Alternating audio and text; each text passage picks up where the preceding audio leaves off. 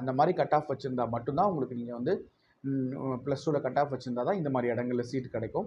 சில சமயங்களில் கொஞ்சம் ஏற்றத்தாழ்வு ஏற்ற இறக்கங்கள் வரலாம். அது எப்படின்னு பார்த்தீங்கன்னா கம்யூனிட்டி பேஸ்லேயோ இல்லை இடஒதுக்கீடு பேஸ்லேயோ சில கட் ஆஃப் மார்க்கள் வந்து மாறும், அவ்வளோதான். மற்றபடி நல்ல கட் ஆஃப் இருந்தால் மட்டும்தான் அரசு கல்லூரிகளில் இடம் கிடைக்கும். இதில் வந்து பார்த்தீங்கன்னா அரசு கல்லூரியில் கவுன்சிலிங் இதில் வந்து 3000 ரூபாய் தான் வருஷத்துக்கு ஃபீஸ் கவர்மெண்ட் காலேஜில். அதுவே வந்து கவர்மெண்ட் காலேஜ் சீட்டு நீங்கள் ப்ரைவேட் காலேஜில் போய் படிக்கிறீங்க அப்படின்னு சொன்னால், அதாவது செல்ஃப் ஃபைனான்சிங் சீட்டு, அதாவது மேனேஜ்மெண்ட் கிடையாது, செல்ஃப் ஃபைனான்சிங் சீட்டில் நீங்கள் போயிட்டு படிக்கிறீங்க கவுன்சிலிங் மூலிமா அப்படின்னா, உங்களுக்கு வருஷத்துக்கு 45,000 ரூபாய் ஃபீஸ் வாங்குறாங்க, டியூஷன் ஃபீஸ் மட்டும். இது ஒன்று. அடுத்தது வந்து நீங்கள் டைரெக்டாக மேனேஜ்மெண்ட் சீட் போனீங்க அப்படின்னா மினிமம் 1,50,000 1,00,000க்கு மேலே தான். அதே மாதிரி டொனேஷன் இன்னைக்கு நிறைய கல்லூரிகளில் டொனேஷன் கேட்குறாங்க. அது நிகர்நிலை பல்கலைக்கழகமாக இருக்கட்டும், சாதாரண பல்கலைக்கழகமாக இருக்கட்டும், ஒரு இன்ஸ்டியூட்டாக சாதாரண இன்ஸ்டியூட்டாக இருந்தாலும் கூட அங்கெல்லாம் வந்து பார்த்திங்கன்னா நிறைய டொனேஷன் கொடுத்து நம்ம சேர வேண்டிய சூழ்நிலைகள் கூட சில கல்லூரிகளில் இருக்குது.